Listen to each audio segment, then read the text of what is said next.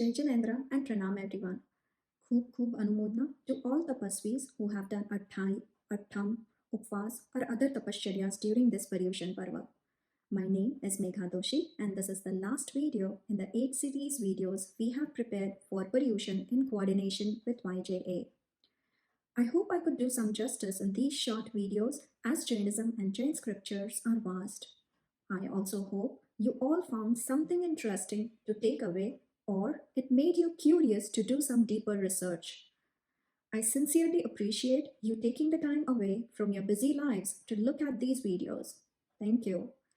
In the previous 7 videos, we covered Paryushan in general, why do we do Pratikraman, some inspiring moments from Bhagwan Mahavir's life, and the 4 kartavyas of Paryushan, namely Amari Pravartan, which means non-violence, Attham Tap, which means fasting for 3 consecutive days, Sadharmik Vatsalya, which means service to the Jain community, and Kshamapna means asking for forgiveness.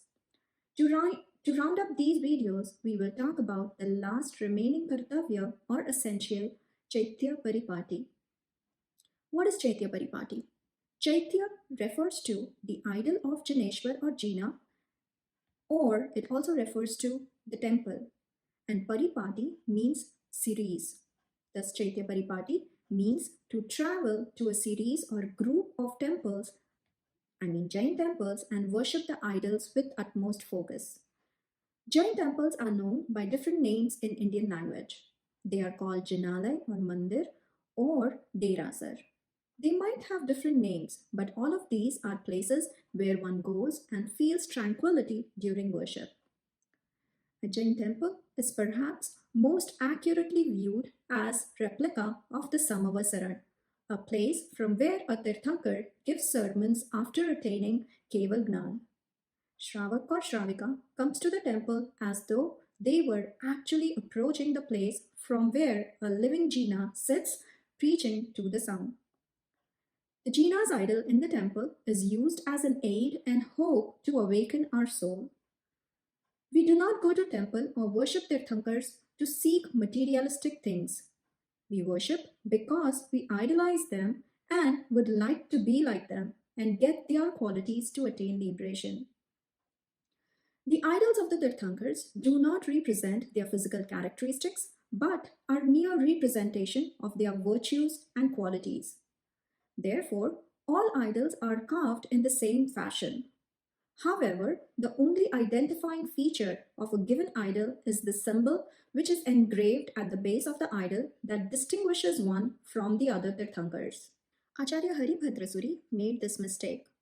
In order to save himself from an angry elephant, following him, he entered and took shelter in a Jain temple. When he saw the idols, he only noticed physical appearance like the idol's stomach that to him did not epitomize a slim body of an austere saint. He inferred that Jain Tirthankars must have enjoyed sweet foods and that too in plenty. Later he met with his mentor, Jain Acharya Jinbhattasuri, and diligently studied all Jain scriptures. As he learned more, he realized his mistake. In future, he became one of the most revered acharyas and went on to write 1444 religious books covering many aspects of Jainism. Let me tell you how to perform Chaitya Paripati and why is that added as an essential. Traditionally in India, Chaitya Paripati is done in a manner which does Shashan Prabhavna. An individual or some devotedly visits and pays homage to a series of temples by respecting its spiritual grandeur via the performance of exquisite pujas with the best of the materials. The entourage proceeds in a grand procession headed by Guru Bhagwans and try to visit as many temples as possible.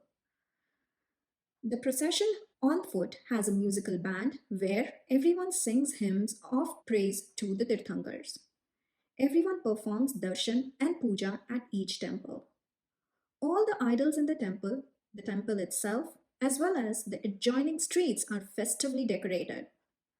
Alms are given to the poor, stray animals are fed, and the underprivileged are taken care of. Now the why. Chaitya Paripati serves 2 purposes. It develops bonding and harmony in the community as several people unite to make this festive procession possible.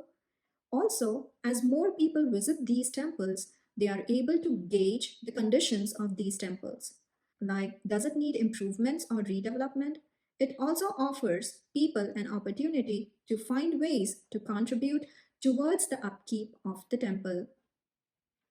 This may not be common in the United States, but here I would encourage the youth or the young Jains to learn about the history of their respective or Jain center. You may be surprised and amazed to know what motivated and what it took for the elders or the founders to build these centers. We may be able to view them with admiration and inspiration to pay it forward. With this, I would like to leave you with a thought. What one or two changes we will implement in our lives that will bring us closer to liberation? I wish and pray that we become fortunate enough to attain the supreme Jin Sashan or Jain order in every lifetime, and we all consistently strive towards soul development, spending days, months, and years bathing in the shower of purity and bliss.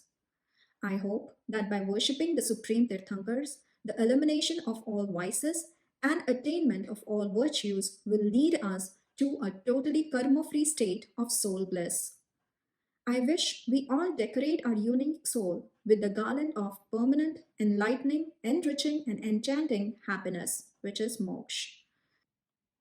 I would like to thank YJA Education Team for giving me this wonderful opportunity to share my thoughts with you all. Ignorant as I am, I seek forgiveness if by the use of word or cluster of words I said anything against the order of Vitrak Paramatma Arihant Bhagwan. Michhami Dukram. Thank you and Jai Janendra.